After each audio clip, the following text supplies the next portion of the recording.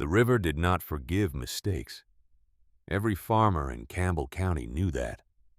The clinch moved slow in summer, deceptive and quiet, like a man who had already made up his mind, but had not yet spoken. In spring, it was different. In spring, the clinch remembered everything it had been asked to carry downstream, and it carried all of it at once. Nora Vance had grown up hearing that truth from her grandmother.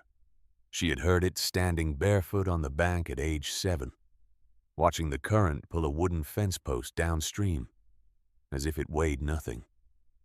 She had heard it again at 12 when a neighbor lost his entire tobacco crop to a single night of high water. The river does not forgive mistakes.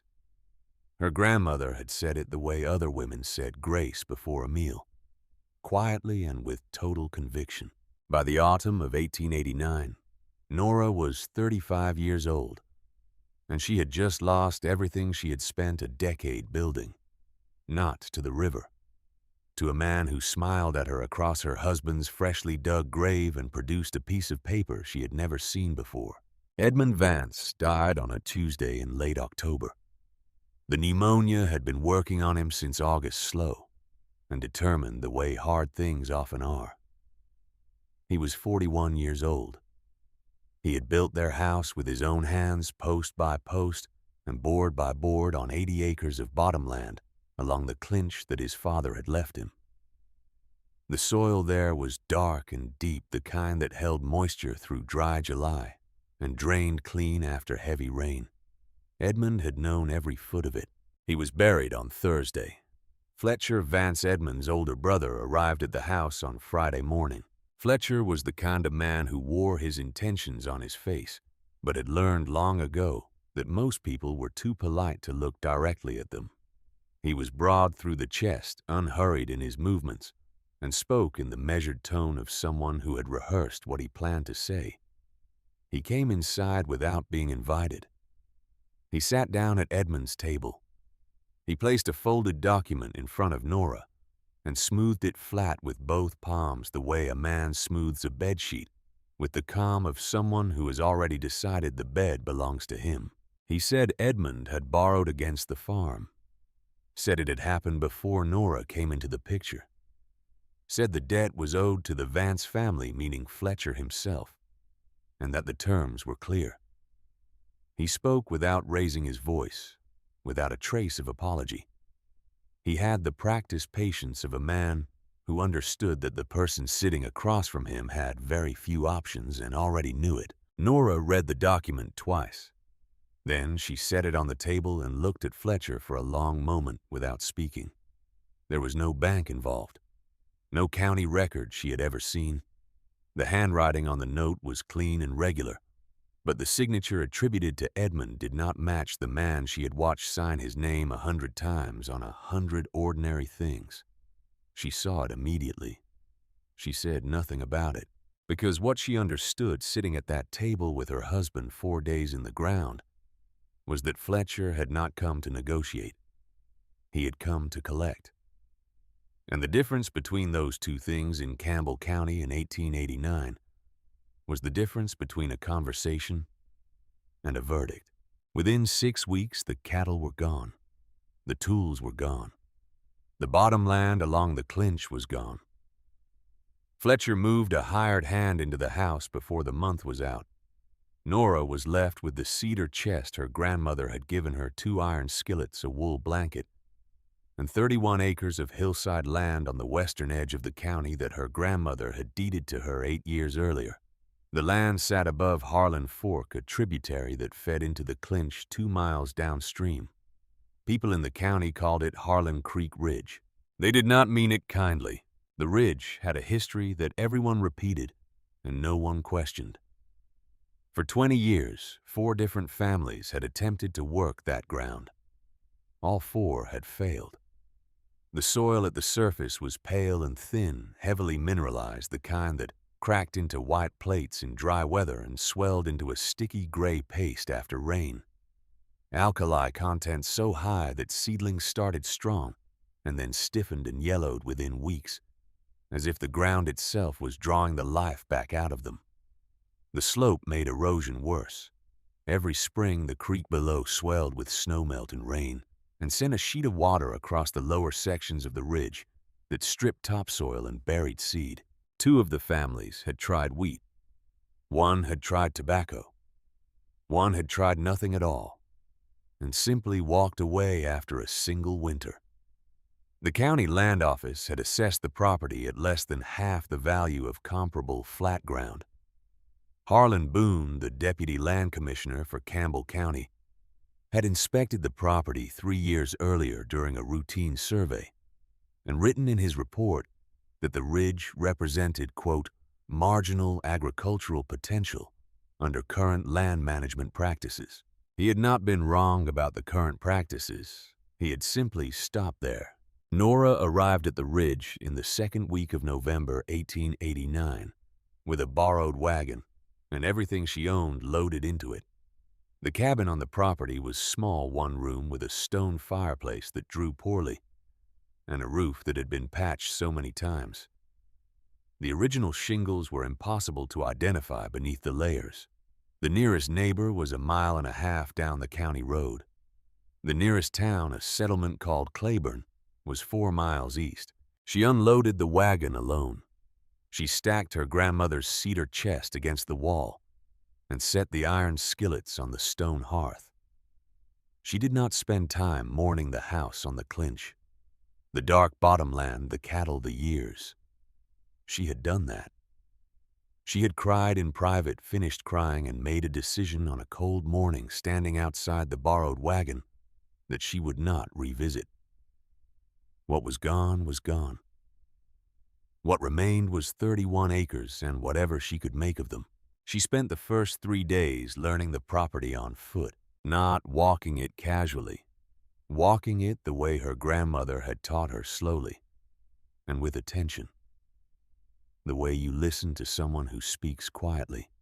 Every morning before the light came fully up, she was outside moving along the ridge in a grid pattern she kept track of, with a short stick and a piece of charcoal on a square of pine bark.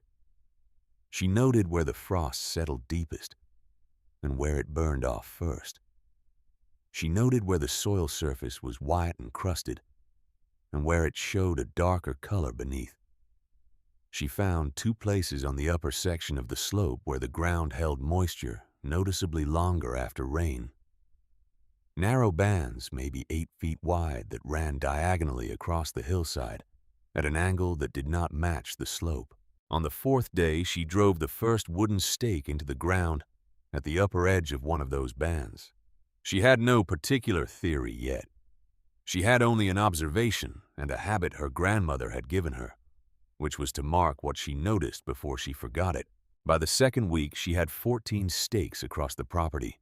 She had also begun digging. Not plowing, not breaking ground for planting. Digging with a narrow spade straight down, in a line between 2 stakes.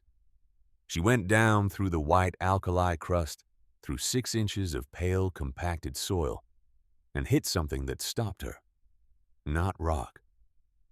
A darker layer, cooler to the touch, that crumbled differently between her fingers, holding together, with a faint dampness that the surface showed nothing of. She stayed crouched over that hole for a long time. Then she dug another one 6 feet away. Then another. Every hole that hit that darker layer got a stake beside it. Every hole that did not, she recorded separately on the pine bark.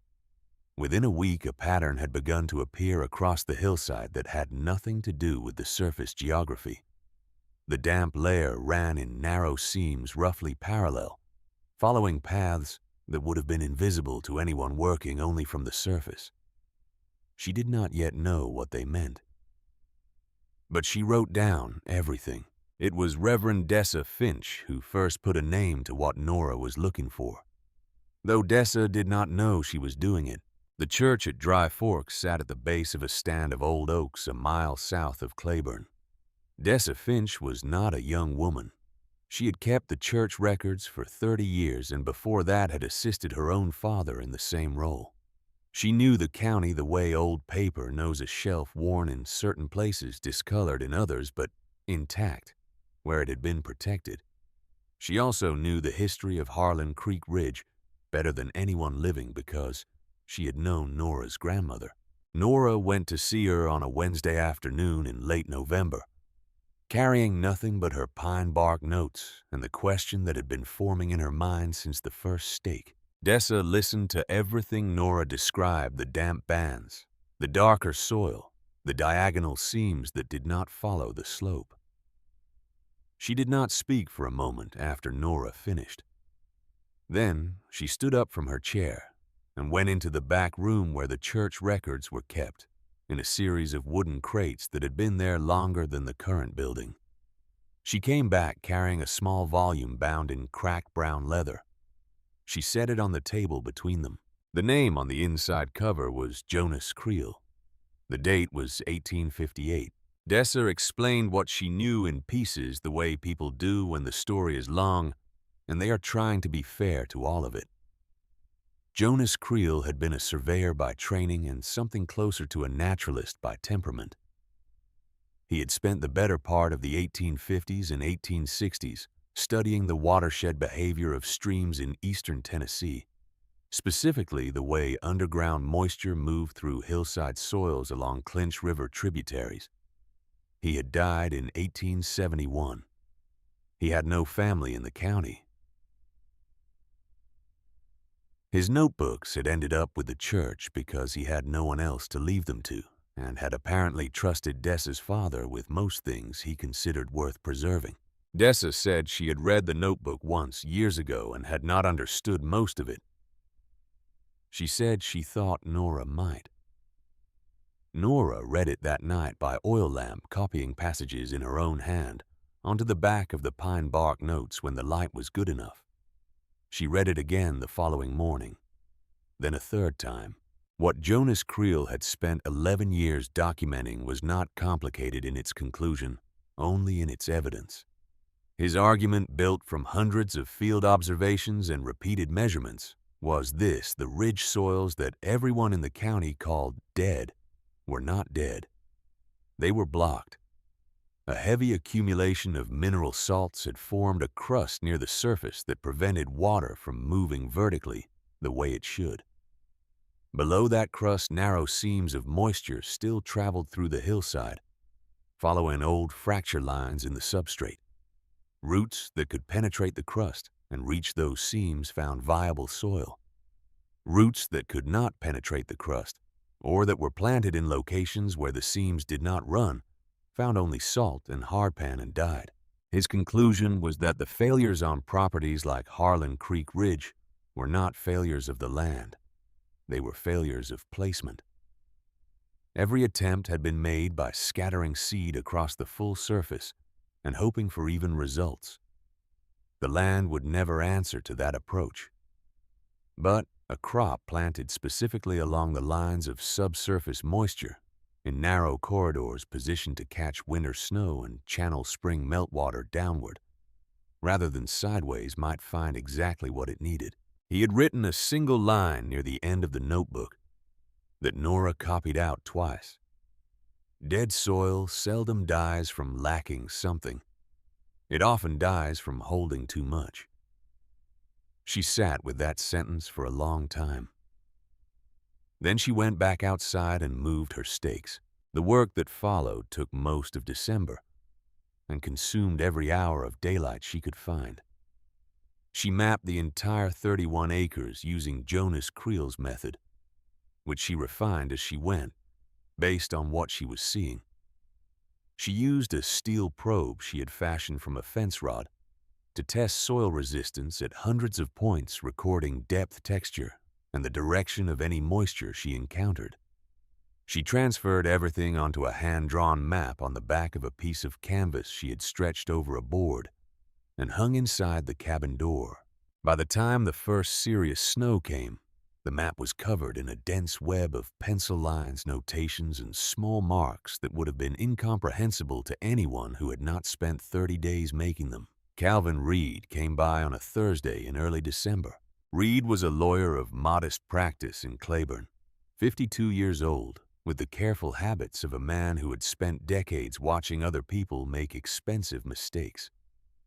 He handled property matters and estate questions for most of the county's rural families who could not afford to travel to Knoxville for legal counsel. He had come at the request of Nora's nearest neighbor, an older widow named Mrs. Patton, who had grown concerned about Nora working alone on the ridge through December and had sent word through her grandson. Reed stood in the doorway of the cabin and looked at the map on the canvas for a moment before he looked at Nora. He asked what she was doing. She told him.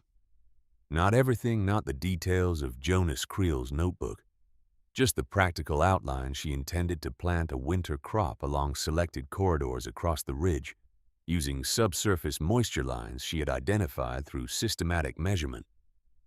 She intended to do it before January. Reed was quiet for a moment. Then he said carefully that he was aware the property had no outstanding encumbrances. He was also aware that under Tennessee property law, a woman holding sole title to land could manage that land and its agricultural activities independently, though certain commercial contracts and legal representations would require a male co-signatory under current county practice. He said he could serve that function if she needed it. He said it plainly without condescension, as a man stating a practical fact. Nora looked at him for a moment. She said she would let him know when she needed a signature. He nodded. He looked at the map one more time before he left. He said he had ridden past this ridge 100 times in 20 years and had never known anyone to take measurements on it. She said most people were too busy looking at the surface to notice what was underneath. Reed left without another word. He would come back. But that was later. In the second week of December, she began planting. Not across the full 31 acres. That was the first thing that struck anyone who saw what she was doing, the emptiness. She planted in narrow corridors 12 to 18 inches wide, following the lines her stakes marked across the hillside. Between the planted strips, bare earth stretched for several feet in either direction, pale and untouched. From the county road 200 yards away, her field looked unfinished. It looked like a woman who had run out of seed halfway through a job, or a woman who did not know what she was doing, which was the interpretation most people settled on. She planted winter wheat. Not corn, not tobacco, not any of the crops the previous families had tried on this ground. Winter wheat because Jonas Creel's notes were specific. A crop whose roots were patient, he had written. Given the right season and the right position, winter wheat would follow moisture down through fractures that other plants could not navigate. The key was location. The key was the seams. She sowed by hand, walking each corridor, slowly pushing seed into the ground at the depth Creel had specified for hillside planting on this soil type. When the seed was in, she covered each row with a thin layer of loose soil and moved to the next corridor. The work took 4 days. On the 5th day, it snowed. Fletcher Vance came the following morning. He rode up alone on a gray horse, stopping at the edge of the planted section and looking down the slope without dismounting. He took in the scattered stakes, the narrow planted strips, the wide sections of bare ground between them. He looked at it for a long time. Then he looked at Nora, who was standing near the upper row with a probe rod in her hand. He said his piece without raising his voice, which was always the way with Fletcher. He said that their grandmother had lived on this ridge for 11 years and died on it without ever growing a crop worth mentioning. He said if the land had been worth a damn, the old woman would have known it. He said the county had assessed the property at a value that reflected the reality of the soil. And that reality did not change because a woman with a stick and a handful of stakes decided to measure holes in the dirt. He looked at the strips of planted ground one more time. He said she would be asking to sell by March. Then he turned the horse and rode back down to the county road. Nora watched him go. She did not answer him. She had already made the decision she needed to make, and the decision did not require his agreement. She turned back to the slope and drove the probe rod into the next marked position. and recorded the depth in her notebook. The snow deepened through the week. The planted strips disappeared beneath it. From a distance, the ridge looked exactly as it always had, bare, pale, frozen, empty. Harlan Boone passed it twice on his way to other properties in the western part of the county and saw nothing to update his assessment. Fletcher told the story of the widow and her measuring stick at Silas Mercer's dry goods store in Claiborne that Saturday morning, and the 6 men who were there laughed the way men laugh when something confirms what they already believed. Silas Mercer himself said he supposed there were worse ways to spend a winter than probing holes in worthless ground. Someone said she would learn what every other family on that ridge had learned, and the learning would come before spring. The laughter carried easily in the cold, dry air of the store. It was not cruel laughter, not exactly. It was the laughter of men who believed they understood the land and what the land was capable of, and who found comfort in being told they were right. Nora was not there to hear it. She was on the ridge, watching the snow settle into the planted corridors in exactly the pattern Jonas Creel had predicted. 30 years before she was born, drifts building along the rows she had oriented to catch the prevailing wind, moisture accumulating slowly and steadily above the buried seed, the weight of winter pressing down toward the darker layer beneath. She opened Creel's notebook that evening and read the passage she had marked when snow gathers along corridors oriented to the northwest wind. On hillside ground, the slow melt of spring does not sheet across the surface. It sinks. It follows the fracture lines. It reaches what the surface cannot see. Outside, the temperature dropped below 20 degrees. Inside the cabin, the oil lamp burned low. Nora closed the notebook and set it on the shelf and sat for a moment with her hands flat on the table. Dessa Finch had mentioned almost in passing as Nora was leaving the church that first Wednesday that Nora's grandmother had made a single attempt at systematic planting on the ridge sometime in the early 1860s. She had started well. She had the right idea, Dessa had said carefully, and then stopped as if deciding how much more to say. Nora had asked what stopped her.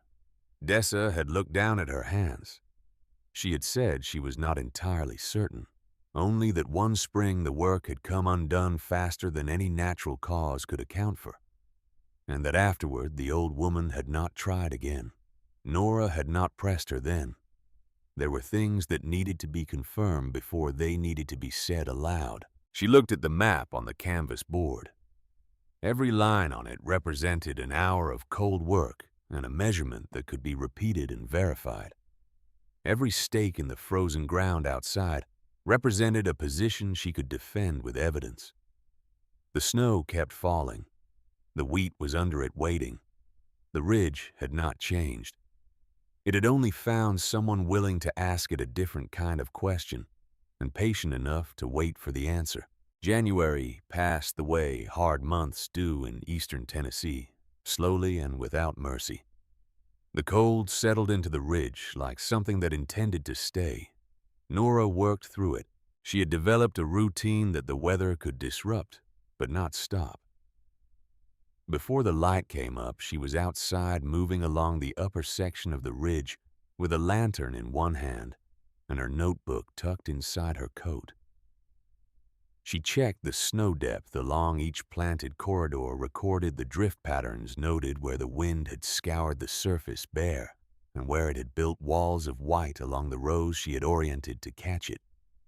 The measurements went into the notebook every morning.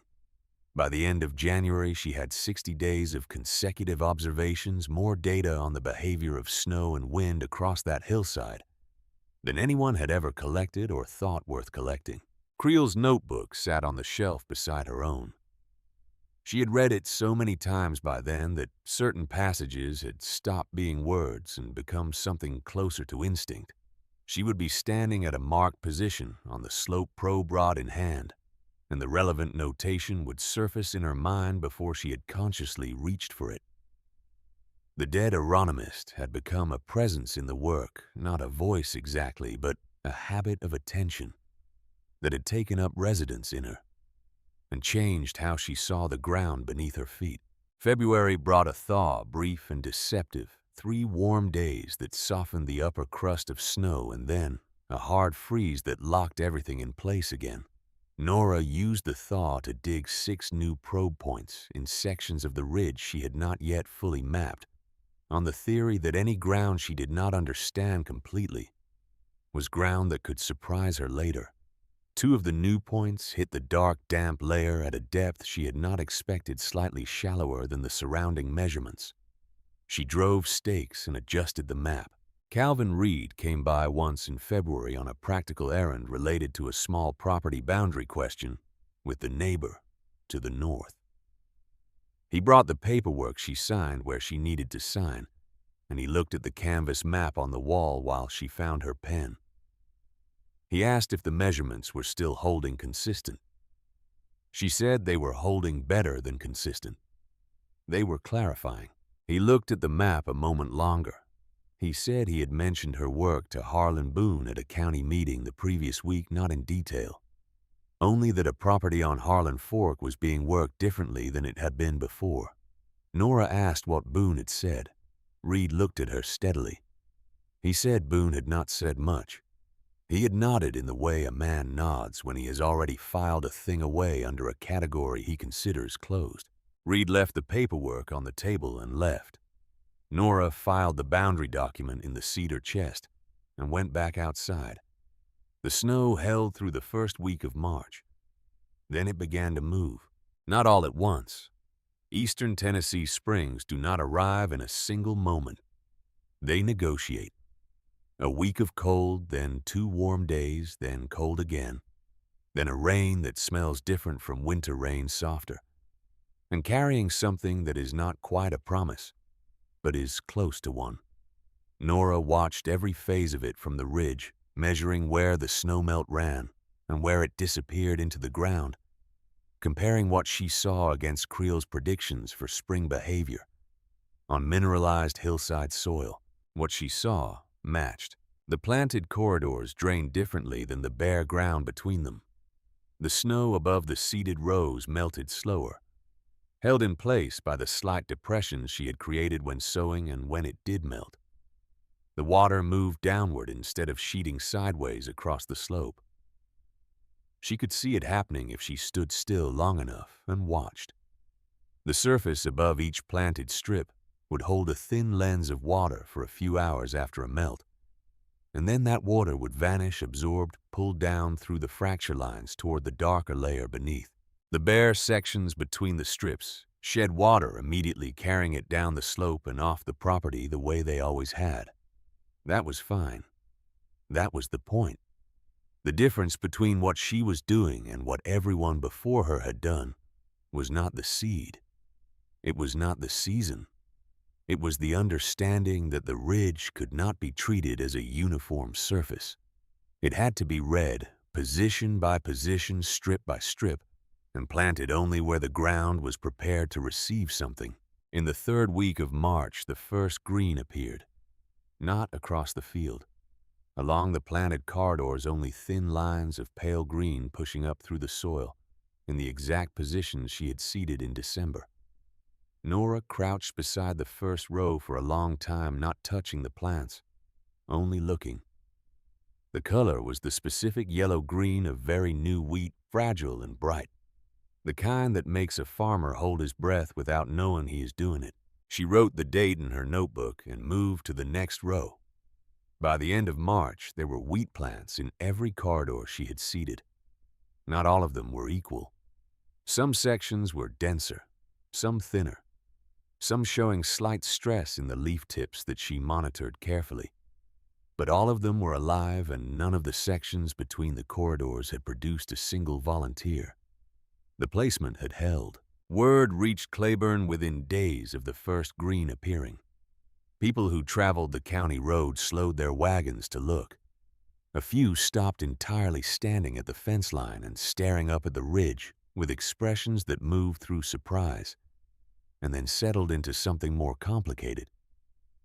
The green strips were visible from the road, narrow and strange-looking, separated by wide sections of bare soil. running at diagonal angles across the slope that did not follow any conventional row pattern. Most of the men who looked at it said the same thing. It was not how you planted a field. They were correct. It was not how anyone had planted a field on that ridge.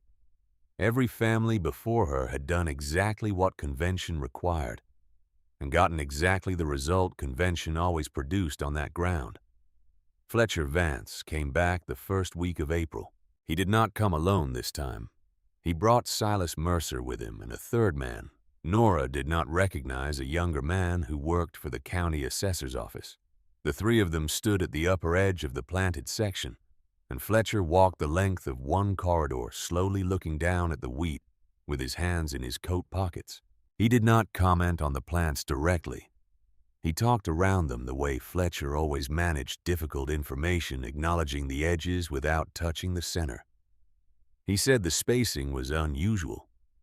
He said the empty sections between the rows were a concern from a yield standpoint, that any reasonable estimate of output per acre would have to account for the significant percentage of the ground that was not producing anything. The man from the assessor's office wrote something in a small notebook. Nora said the empty sections were not unproductive. They were functional. They controlled water movement across the slope. Fletcher looked at her for a moment. He said the county had never assessed a property based on water movement. Nora said the county had also never successfully farmed this property. The silence after that lasted long enough to be its own kind of answer. Silas Mercer looked away down the slope. The man from the assessor's office stopped writing. Fletcher put his hands deeper into his coat pockets and looked at the wheat one more time. He said he hoped she would not be disappointed when it came time to count the harvest. Then the three of them walked back down to their horses and rode toward the county road. Without looking back, Nora stood on the ridge and watched them go. Then she turned back to the wheat and crouched beside the nearest row to check the root exposure on a plant that had heaved slightly in the last freeze. The root was intact. The plant was fine. She smoothed the soil back around it and moved on. April deepened. The wheat grew. Then came the rain. It started on a Wednesday night in the second week of April. A steady, moderate rain that the county needed and that most farmers welcomed. By Thursday morning, it was heavier. By Thursday afternoon, the sky had changed character entirely, going from the gray of ordinary spring rain to something darker and more purposeful. The kind of sky that older farmers in Campbell County knew meant something other than a wet day. The rain that fell over the next 4 days was the heaviest the county had recorded in 21 years, according to what Harlan Boone would later state at the county commissioners' meeting. It fell without significant interruption for 90 hours. The Clinch River rose 11 feet above its normal spring level. Every low field in the county went underwater. Wagon roads became impassable. 3 bridges in the western district washed out. 2 families in the bottomland near the river had to be moved to higher ground before the water took their barns. On the same 4 days on the eastern edge of the county, a different kind of disaster was developing. Though it would take a little longer to become fully visible, Crestline Timber Company had arrived in Campbell County 6 months earlier, in the fall of 1889. They were based in Philadelphia, capitalized well, and had identified the timber-bearing slopes along the upper Clinch watershed as a significant extraction opportunity. They had purchased land in 3 transactions totaling nearly 400 acres along the river corridor, including the 80 acres of bottomland that had once belonged to Edmund Vance and that Fletcher had acquired from his brother's estate, and subsequently sold to Crestline for a sum that represented a substantial profit over what he had taken it for. Crestline had brought with them an engineer named Warren Locke Young, and credentialed and accustomed to working in the industrialized Northeast, where problems were solved through the application of sufficient capital and sufficiently advanced equipment. Locke had designed a system of mechanical channels to control the movement of cut timber from the upper slopes down to the river, where it could be floated to the mill operation downstream. The channels required significant earthwork. They required redirecting several seasonal drainage paths along the river corridor to accommodate the timber flow routes. Harlan Boone had reviewed the plans and approved them in December, a process that had moved quickly and had involved at least 2 private meetings between Boone and Crestline's county representative before the formal application was submitted. The channels had been completed in February. They were, by the standards of Philadelphia engineering practice, well constructed. Warren Locke had documented them thoroughly and filed the plans with the county office as required. What the plans did not document, because Locke had not known to look for it, and Boone had not thought to ask, was the network of subsurface drainage paths that Jonas Creel had spent the better part of a decade mapping along the Clinch River tributaries. Creel had written about those paths, specifically in the second section of his notebook. They carried significant water volume during spring events, he had noted. They were invisible at the surface. Any earthwork that blocked them without accounting for where the water would go instead was, in his words, building a dam without a spillway. Locke's channels blocked 4 of them. When the 4-day rain hit in April, the water that had always moved through those subsurface paths found its routes closed. It found the next available path, which in each case led not toward the river, but back through the Crestline earthworks and into the low fields of the river corridor. The mechanical channels filled faster than they were designed to handle. The berm that Locke had constructed along the western edge of the main channel, the one he had specified at 8 feet, because that was sufficient for standard spring precipitation. Events failed on the morning of the 3rd day. The water that came through the breach did not move in a way that gave anyone time to respond. It moved the way water moves when it has been held back longer than it should have been, quickly and completely, and without interest in what stood in its path. The lower section of the Crestline operation took the full force of it. Equipment was damaged. Stockpiled timber was scattered across 300 yards of river flat. 2 sections of the extraction channel collapsed entirely. The 80 acres of bottomland that had once been Edmund Vance's farm, the dark soiled ground that Fletcher had taken and sold for profit, went under 4 feet of water in less than 2 hours.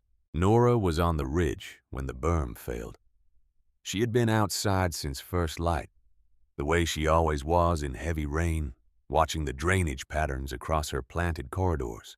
She watched from the high ground as the water moved through the valley below. She saw the Crestline earthworks go. She saw the direction the breach water traveled. She had Creel's notebook with her tucked under her coat to keep it dry, and she knew without opening it which subsurface paths had been blocked. She had walked past those paths 3 months earlier, during her initial survey of the property boundaries. She had noted them in her own notebook as features that ran off her land to the north and east toward the river corridor. She had not thought about them since, because they did not affect her property. She thought about them now. She stood on the ridge in the rain and watched the water find its way through the broken earthwork and across the fields below. And she understood exactly what had happened, and exactly why, in the way you understand something, when you have spent months learning the language the land uses to explain itself. She did not feel satisfaction. She felt something quieter than that, closer to the recognition of a pattern completing itself. She went back inside and wrote down what she had observed. Date, time, direction of breach, estimated volume, affected areas. She wrote it the way Creel would have written it, as data, because data was the only thing that could not be disputed after the water receded and the arguments began. The arguments did begin, and quickly. Within a week of the rain stopping, Crestline's county representative, a man named Aldous Hayes, who had been sent from Philadelphia to manage the company's local relationships, was in Harlan Boone's office with a stack of papers and a list of losses that ran to several pages. Hayes was not a calm man in ordinary circumstances, and these were not ordinary circumstances. He had a failed channel system, a destroyed equipment stockpile, a timber operation shut down indefinitely, and a board of directors in Philadelphia who had already sent 2 telegrams asking for an explanation. Boone sat across from Hayes and listened to all of it. He was a careful man by temperament. Harlan Boone, and the particular kind of careful that had kept him in a county government position for 14 years through changes in commissioners and changing political arrangements. He understood, sitting across from Aldous Hayes, that the approval he had given to Crestline's drainage plan in December was about to receive a level of scrutiny it had not received when he signed it.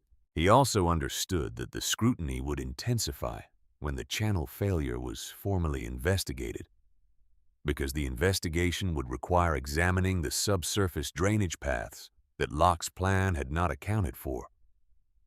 And at that point, someone would ask why the county approval had not required a subsurface drainage assessment. And Boone would have to answer that question in front of the commissioners.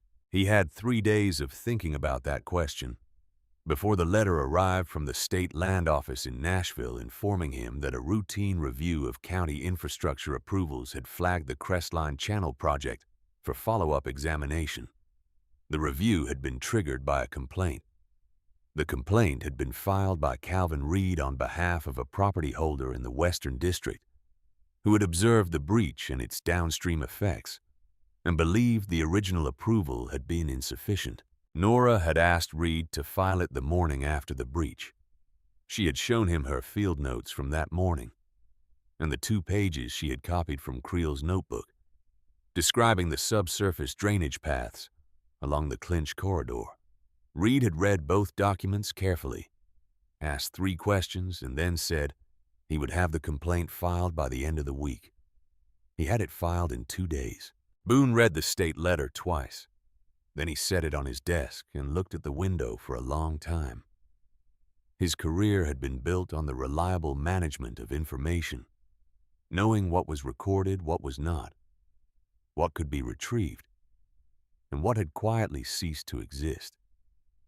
The problem he was facing now was that the information Jonas Creel had recorded in 1858 had not ceased to exist. It had been sitting in a church at Dry Fork for 30 years waiting for someone to think it mattered. He went to see Calvin Reed the following morning. The conversation was not comfortable. Reed was a straightforward man in professional matters, and he laid out the situation in terms that did not leave much room for interpretation. The state review would examine the approval record. The approval record did not include a subsurface assessment.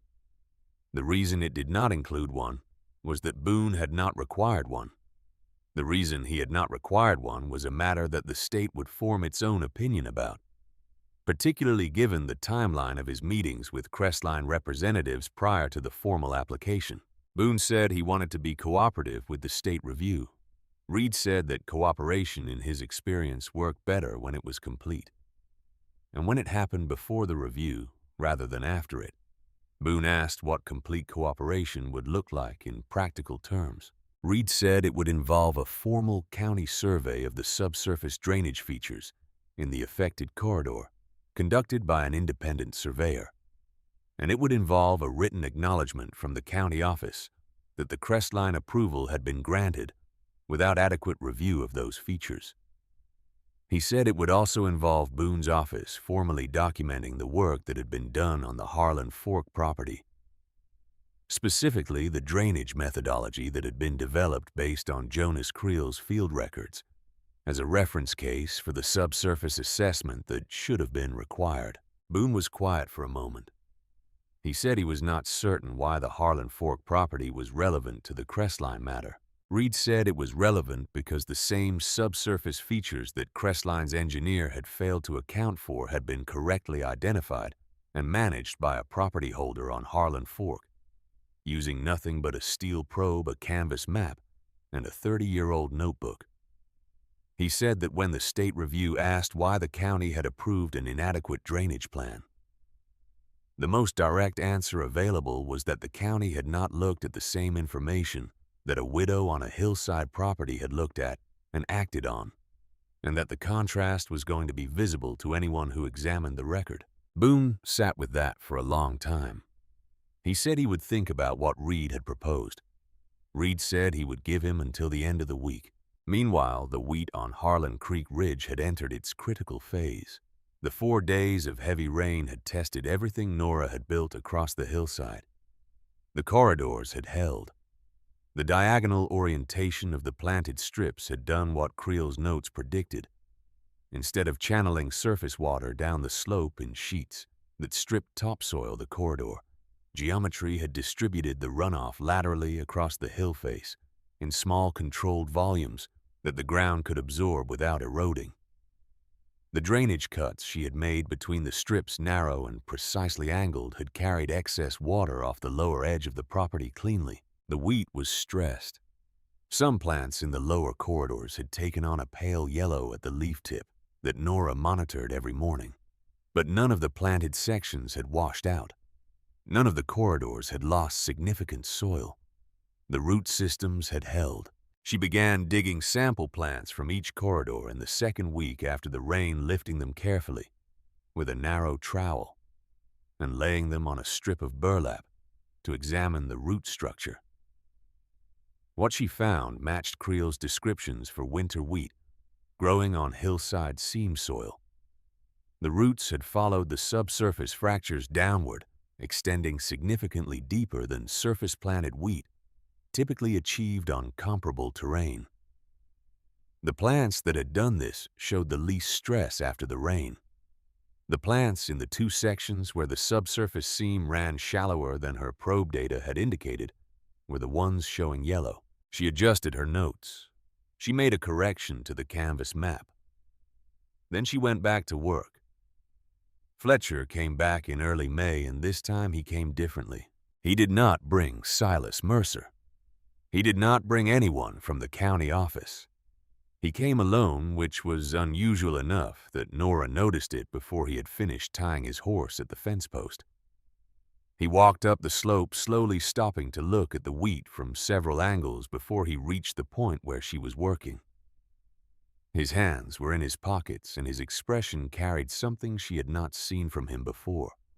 Not exactly uncertainty, but a recalibration. The look of a man who has arrived at a conversation he did not want to have, but has determined it is necessary. He stood for a moment without speaking. He looked at the planted corridors, at the bare sections between them, at the complex diagonal geometry of the whole field laid out across the slope, in a pattern that no one looking at it from below could easily explain.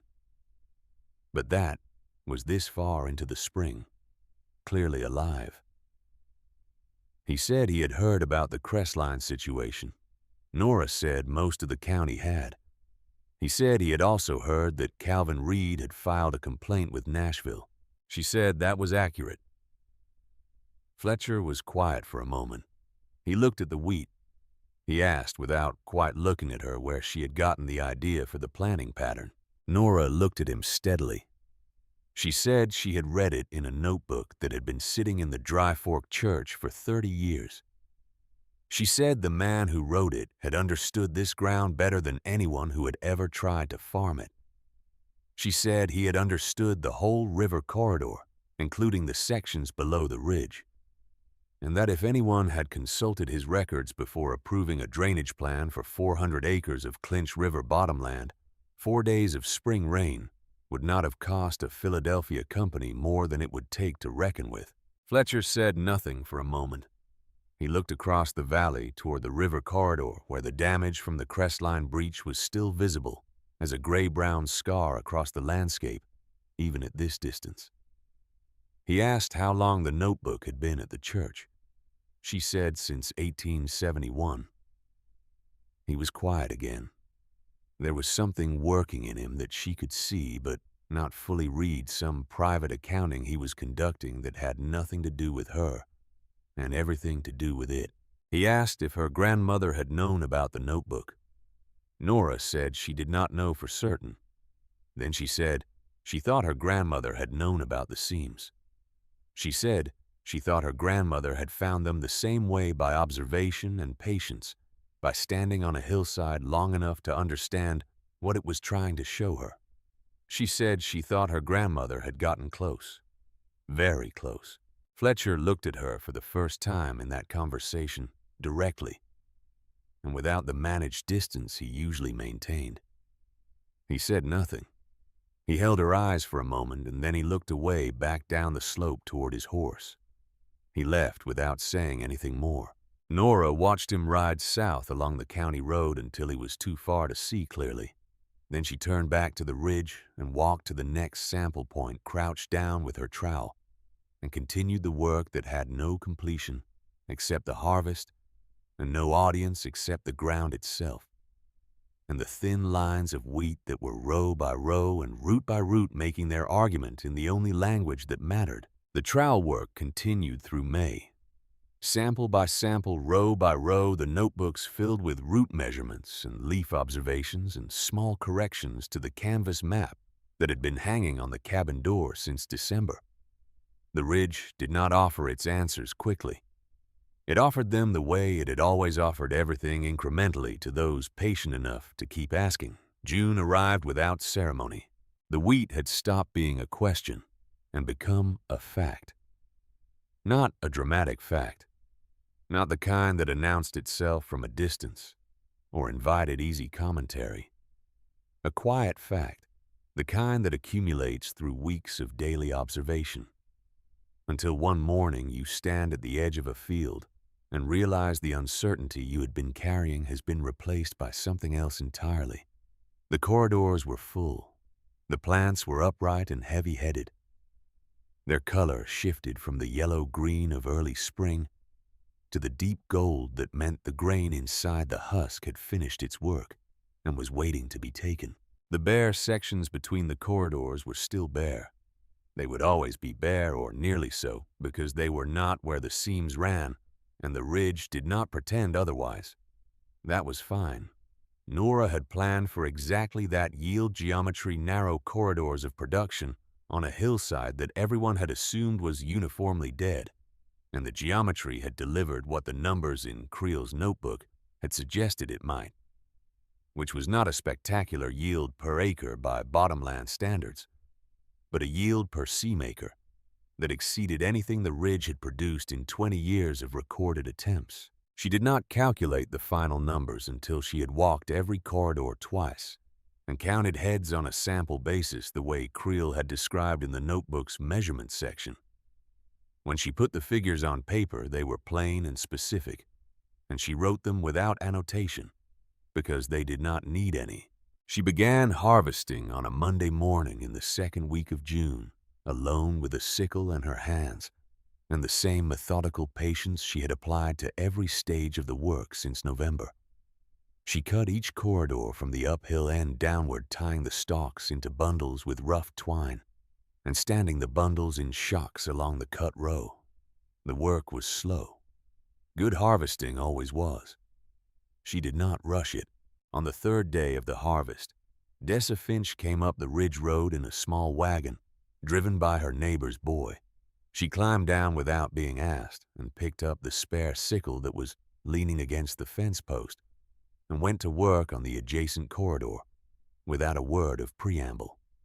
They worked side by side through the afternoon, and Dessa did not comment on the field, except to say once quietly that she wished the old woman could have seen it. Nora did not answer immediately. She finished the bundle she was tying. Then she said she believed her grandmother had seen something very like it in her mind, and that the seeing had been enough to keep her trying until something outside her own choices stopped her. Dessa looked at her. She did not ask what Nora meant by that. She had her own knowledge of what had stopped the old woman, knowledge she had been carrying for 30 years.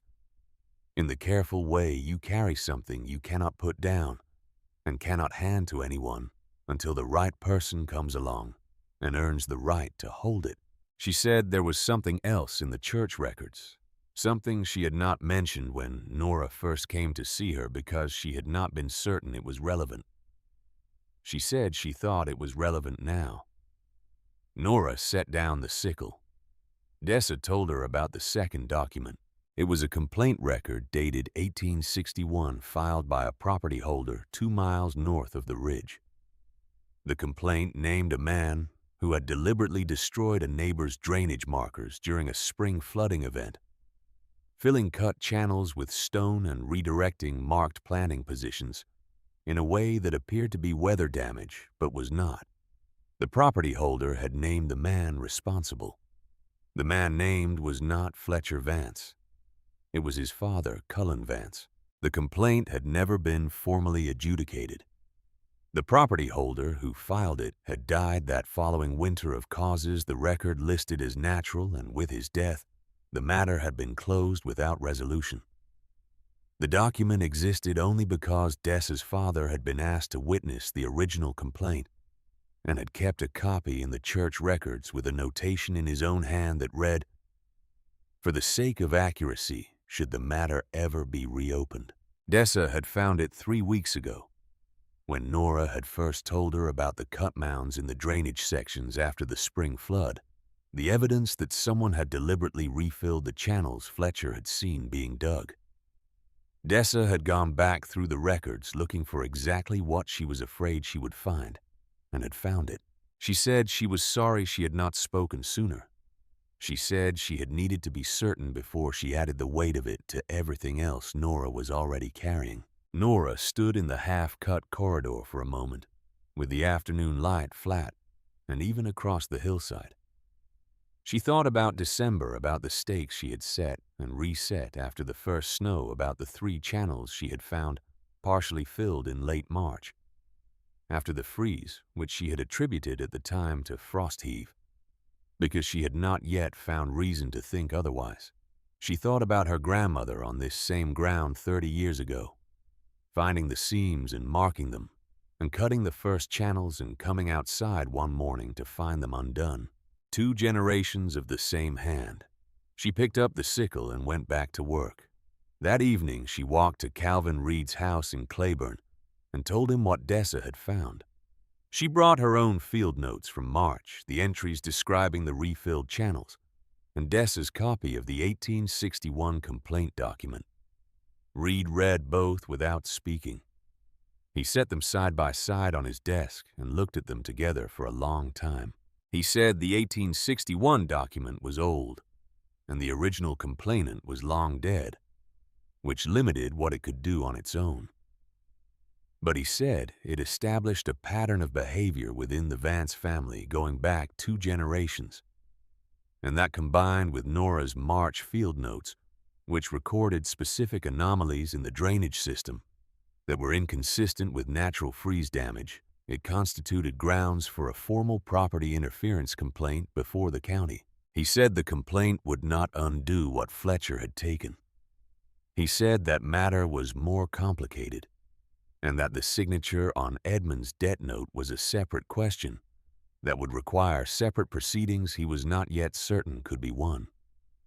He said he was not going to promise her what he was not confident he could deliver. Nora said she was not asking for promises. She said she was asking him to file the complaint accurately and let the record speak.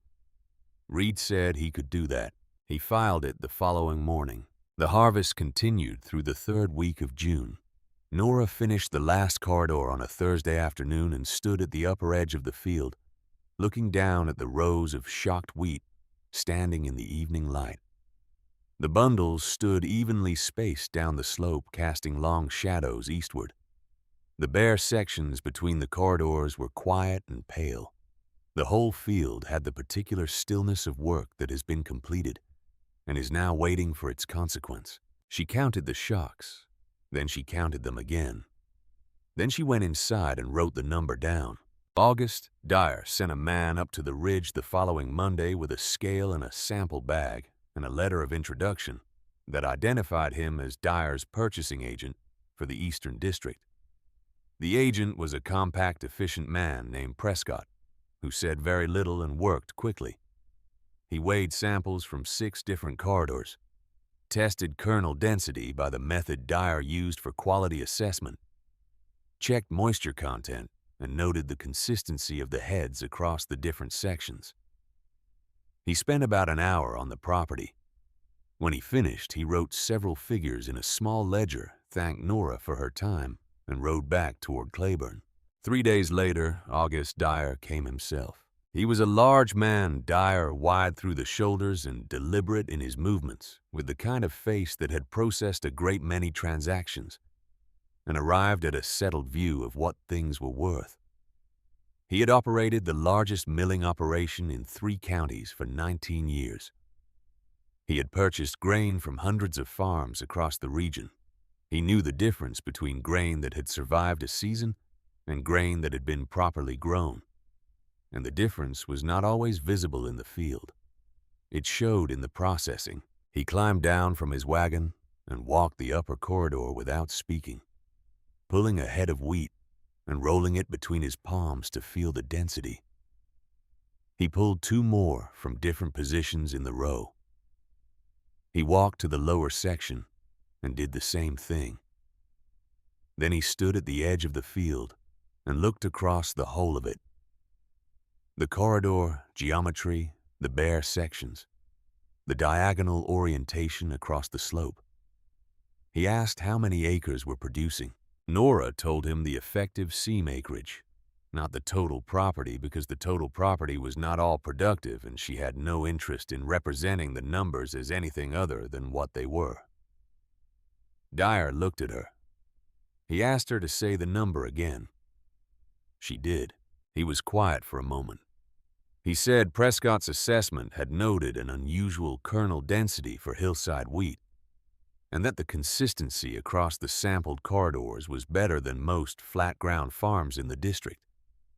He said he had run a small lot through the mill the previous evening, a sample Prescott had brought back, and that the flour yield per bushel had come in higher than his county average. He did not say it with surprise exactly. He said it the way a man who handles numbers for a living reports a number that requires him to update a standing assumption. He said he wanted to buy the full harvest. Nora named her price. It was a fair price, not a dramatic one. She had calculated it based on Dyer's known market rate for premium district wheat, which Reed had helped her obtain from the county grain records, plus a modest premium for the quality differential Prescott had documented. She named the number plainly and waited. Dyer looked at the field one more time. He said he would need a written agreement. She said Calvin Reed would handle the paperwork. He nodded. He started toward his wagon and then stopped. He turned back, not all the way, just enough to speak over his shoulder. He said he had bought grain from a woman in this county once before, 30 years ago, from a small hillside property north of the Clinch, and that the grain had been inconsistent, and he had not bought from that property again. He paused. He said the woman who grew it had come to see him a second time the following season, and he had declined to purchase. He said he had assumed the inconsistency was the land. He said now he thought it might have been something else. He said he thought it might have been something that had been interrupted before it was finished. He did not say anything more. He climbed into his wagon and turned south toward the county road. Nora stood on the ridge for a long moment after his wagon disappeared. The afternoon was quiet. The shocked wheat stood in its rows down the slope, patient and finished and present, in the way that completed work is present with a solidity that no amount of second-hand dismissal could unsettle now. She thought about what Dyer had said. She thought about a woman carrying inconsistent grain to a mill, and being turned away and coming back the following season, and being turned away again, and what that required of a person to keep the work going after that, to keep believing in what she had found in the ground, when every channel of confirmation was closed to her. She thought about the night in February when Dessa's father had written his notation in the complaint record for the sake of accuracy, should the matter ever be reopened. Someone had been keeping the thread alive from one generation to the next. Not loudly, not with any confidence that it would ever be needed, only because accuracy mattered, and because the truth about a thing was worth preserving, even when no one was asking for it. The grain sale was recorded at the county office the following week, filed by Calvin Reed with the appropriate commercial documentation. The transaction amount was noted in the county ledger in the plain numerical way of such records, without comment or context. To a person reading the ledger without any other knowledge, it was simply a grain sale from a hillside property in the Western District, unremarkable among the dozens of similar entries from that season. To the people in Campbell County who knew the history of Harlan Creek Ridge, it was something else. The state review of Harlan Boone's approval of the Crestline Drainage Plan concluded in July. The findings were not published in full, but the summary that circulated through Claiborne said that the approval had been granted without adequate review of subsurface drainage features, and that the county would be required to implement a new assessment protocol for infrastructure approvals affecting river corridor land. Boone remained in his position, which was a surprise to some people and not to others. He had cooperated fully with the review Reed told Nora when he gave her the summary. He had submitted the county survey of subsurface features in the Clinch corridor that Reed had requested, and he had included in his submission a formal reference to Jonas Creel's field records and to the work done on the Harlan Fork property as the primary existing documentation of the subsurface system. The reference was dry and bureaucratic in its language, the way official documents always are, but it was in the record. Creel's name was in the county record attached to work he had done in the 1850s and 1860s, verified and formally acknowledged in a state review document dated 1890. Nora's methods were in the county record described in enough detail that any future property holder or engineer working in the river corridor could find them and use them. Reed told her this in his office on a Tuesday afternoon. He pushed the summary document across the desk to her and let her read it herself. She read it twice. Then she set it back on the desk. She said it was a strange thing to put in a legal document. Reed said it was a strange situation. He said in 20 years of practice he had not seen a 30-year-old surveyor's notebook become material evidence in a state infrastructure review. He said he thought it would not be the last time anyone consulted it. Nora asked about the property interference complaint against Fletcher. Reed laced his fingers together on the desk. He said the complaint was proceeding. He said the 1861 document and her March field notes together were sufficient to compel a county hearing. He said the hearing would not return the bottomland. He said that matter was genuinely complicated and that he wanted to be careful about what he told her to expect. Nora said she understood what was complicated and what was not. She said she was not asking for the bottomland back. She said she was asking that the record show what had been done specifically and accurately so that it could not be revised later into something more convenient for the Vance family history. Reed looked at her for a moment. He said he would make sure of it. The county hearing was held in August in the small courthouse in Claiborne on a Thursday morning, when the heat was already pressing in through the high windows before the proceedings were an hour old. Fletcher Vance was present with his own attorney, a man from Knoxville who had handled the Crestline land transactions and who understood that the hearing was limited in what it could compel, but unlimited in what it could put on the permanent record. The hearing lasted most of the morning. Reed presented the 1861 complaint document, Nora's March field notes, and a statement from Dessa Finch attesting to the church record's provenance. Fletcher's attorney argued that the 1861 document was inadmissible as establishing family pattern because it involved a different person and a different property. The hearing officer allowed it as context. Fletcher's attorney argued that Nora's March field notes described observations that could be explained by freeze damage. Reed asked the hearing officer to note that Nora's probe measurements from February showed no subsurface conditions consistent with the scale of channel disturbance recorded in March. Fletcher said very little through the proceeding. He sat with his hands on the table in front of him and looked at the documents as they were presented, and kept his expression in the managed neutral. He had maintained his entire adult life. But there was a moment when Reed read aloud the notation Dessa's father had written in 1861 for the sake of accuracy, should the matter ever be reopened, when something shifted in Fletcher's face that was not neutral and was not managed. It was brief. Most people in the room probably did not see it. Nora saw it. The hearing officer issued a finding of probable cause for property interference. It did not carry criminal penalties. It placed a notation in the county property record associated with Fletcher Vance's name, a formal notation that would attach to any future property transaction he attempted in Campbell County, and that any attorney reviewing his title history would find and be required to account for. It was not justice in the full sense of the word. It was a record. It was accuracy, preserved, officially available to anyone who looked. Nora had asked for exactly that. She had gotten exactly that. August moved into September. The grain money was in the cedar chest, counted and allocated in the careful way of a person who has no margin for carelessness. Reed had helped her structure the next season's seed purchase, and she had already begun the second round of probe measurements for the fall, extending the mapped area of the property to the northern section. She had not fully surveyed the previous winter. The canvas map had been taken down from the cabin door and replaced with a larger one on a better piece of canvas that she had stitched together herself. 2 buyers sent inquiries before the harvest was even threshed.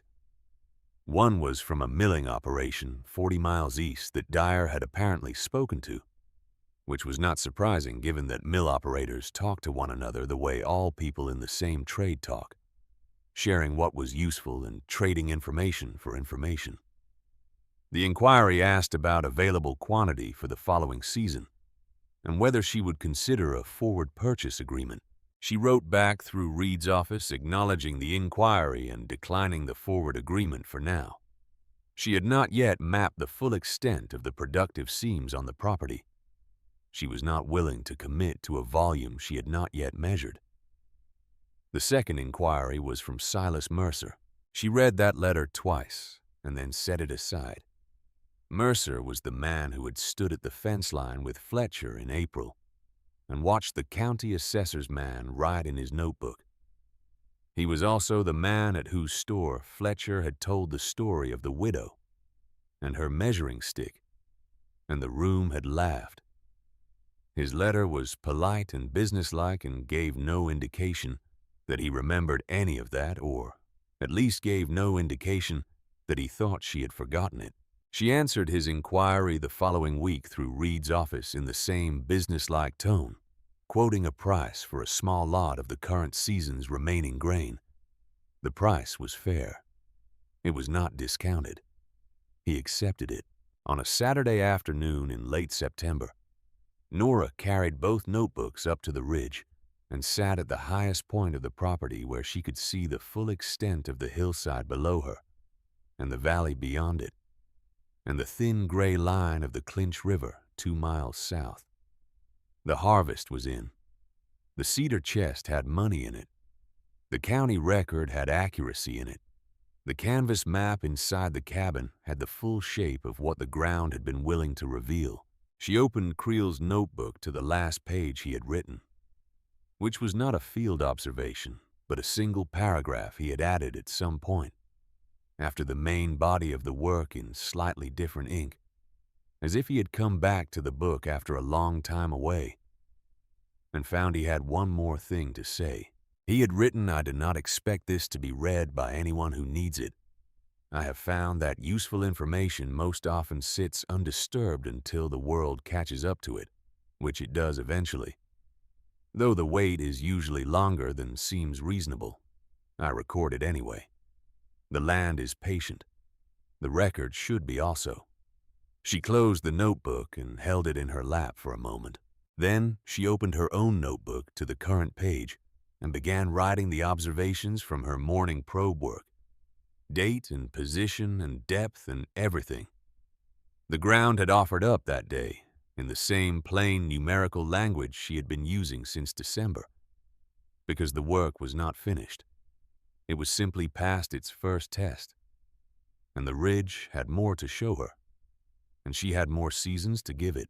Below the valley, the clinch moved slowly in the afternoon light, patient and indifferent, and exactly what it had always been, a force that did not forgive mistakes, but that had no opinion about the people who were willing to learn from them. She kept riding. The light moved across the hillside the way it always had, from east to west, unhurried, touching the bare sections between the corridors and the standing stubble of the cut wheat rows equally, without preference or judgment. The ridge looked different now than it had looked a year ago. Not dramatically, not in a way that would have been obvious to anyone passing on the county road below. But the people who had stopped their wagons in March to stare at the first green lines appearing across the pale hillside, who had told each other it would not last, who had laughed at a woman with a probe rod and a canvas map, those people passed the same county road now, and did not stop to stare, and did not comment, and did not laugh. What remained when the laughter was gone was the land itself, the notebooks on the shelf inside the cabin, the shocks of wheat already becoming memory, the forward season already becoming plan. Dessa Finch came by the following Sunday, and they sat outside in the September warmth, and did not talk about Fletcher or the hearing or the state review. They talked about the northern section of the property, about what the probe work suggested about what Creel had written regarding the behavior of subsurface seams at higher elevations on hillside terrain in the Tennessee watershed. There was a great deal more to learn. The ridge had always known that. It had been waiting a long time for someone who did too. The harvest was finished by the second week of July. Nora stood on the ridge at dusk with the last shock of wheat tied and standing beside her. The field was quiet in the way only completed work can be quiet. The narrow corridors of stubble ran down the slope like pale gold ribbons against the darker earth between them. From the county road below, the pattern still looked strange to anyone who had never walked the land with a probe rod in their hand. To Nora, it looked like proof. She did not celebrate. She simply sat on the cedar chest outside the cabin that evening and opened both notebooks side by side on her lap. Jonas Creel's faded handwriting on the left, her own careful entries on the right. She compared the final yield numbers she had recorded after threshing the small test lot she had taken to August Dyer. The numbers matched what Creel had predicted for this soil type when planted along the seams. Not spectacular, not by the standards of the rich bottomland along the clinch, but on ground that had produced nothing for 20 years, it was more than enough. She closed both books and rested her hands on them. The money from the first sale to Dyer was already in the cedar chest, counted twice, and divided into 3 small canvas bags. Seed for next season, repairs for the cabin roof, and a reserve for the unexpected. It was not a fortune. It was survival with a margin. For the first time since Edmund's death, Nora allowed herself to believe the margin might hold. Calvin Reed came up the ridge the following Saturday. He brought the official copy of the county hearing findings and a second document he had prepared himself. The hearing officer had ruled that there was probable cause to believe Fletcher Vance had interfered with Nora's drainage system in March.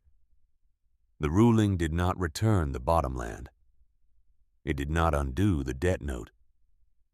But it placed a permanent notation in the county property records attached to Fletcher's name.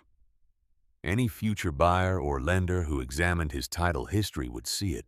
Reed said it was not everything, but it was something that could not be erased. Nora read the document carefully. Then she asked Reed to prepare a second filing. She wanted the 1861 complaint record formally attached to the current case and cross-referenced with her March field notes. She wanted the record to show the pattern across 2 generations. Reed looked at her for a moment. He said it would not bring back what Fletcher had taken. Nora said she knew that. She said she was not trying to undo the past. She was trying to make sure the past stayed honest. Reed filed both documents the following week. Fletcher did not come back to the ridge that summer. He sent a message through Silas Mercer instead. The message was short. It said he was willing to discuss a settlement regarding the original debt note if Nora was interested in avoiding further legal expense. Reed read the message to her in his office and waited. Nora asked what Reed thought the offer was really worth. Reed said it was worth whatever she decided it was worth. He said Fletcher was feeling pressure from the county record and from the talk that had begun circulating after the state review. People were starting to connect the Crestline failure with the work on Harlan Fork Ridge. Not everyone believed the connection, but enough people were asking questions that Fletcher preferred the matter closed quietly. Nora thought about it for 3 days. Then she rode into Claiborne and met Reed at his office. She told him to respond that she was not interested in a settlement that treated the debt note as legitimate. She said she would continue the proceedings until the note was either invalidated or the full history of how it had been created was placed on the public record. Reed wrote the response while she waited. He did not try to talk her out of it. He had stopped doing that weeks earlier. The summer passed into a dry, steady autumn. The second planting went in along the same corridors with small adjustments based on what the first season had taught her.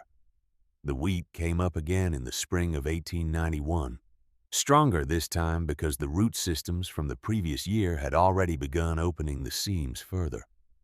By the third season, the corridors were producing consistently enough that August Dyer began sending his wagon up the ridge twice a year without being asked. The ridge never became rich land. It never needed to. It became reliable land, which on Harlan Creek Ridge was a kind of miracle no one had believed possible. Fletcher Vance died in the winter of 1894.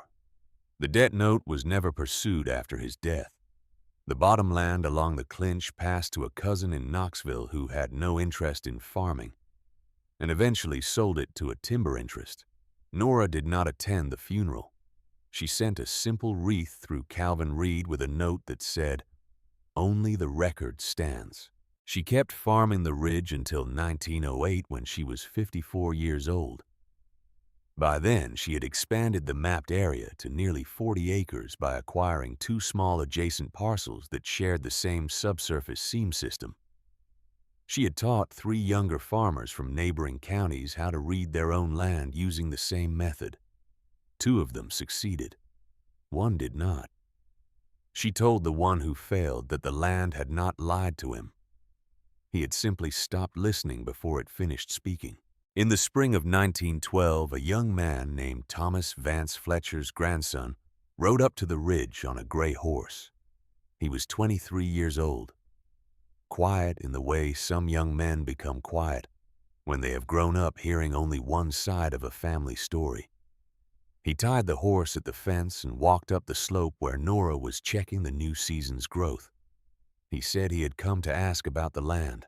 Nora studied him for a moment. She saw Fletcher in the set of his shoulders, and something else in the way he looked at the wheat corridors, something closer to curiosity than ownership. She asked him what he wanted to know. He said his grandfather had told the story differently. He said he had heard the version where Nora had stolen something that belonged to the family. He said he had also heard the version from Calvin Reed's son, who was now practicing law in Claiborne, and that version was different. Nora was quiet for a long time. Then she invited him inside the cabin. She showed him both notebooks.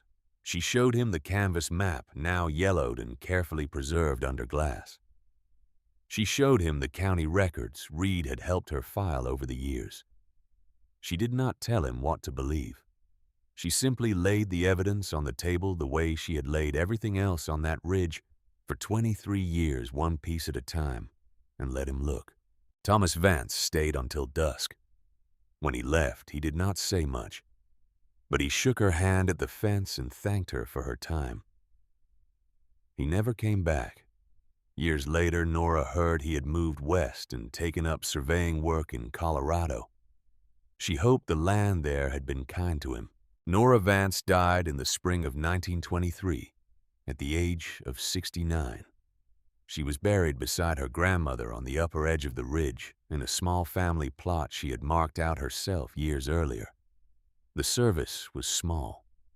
Calvin Reed spoke. Dessa Finch read from the Bible. A dozen farmers from the Western District attended men who had walked the ridge with her over the years and learned to read their own land differently because of what she had shown them. The ridge continued to produce after her death. The corridors she had mapped were maintained by the young farmers she had taught. The notebooks passed to a granddaughter who had shown the same quiet patience with the land. The county record remained. The accuracy remained. And every spring when the snow began its slow melt along Harlan Creek Ridge, the water still followed the seams Jonas Creel had first noticed in 1858. The seams Nora Vance had spent months mapping in 1889. The seams that had been waiting for someone willing to ask the right question and patient enough to wait for the answer. The river did not forgive mistakes. But sometimes, if you listened long enough and worked carefully enough, the land would show you how to work with it instead of against it. And that, in the end, was enough.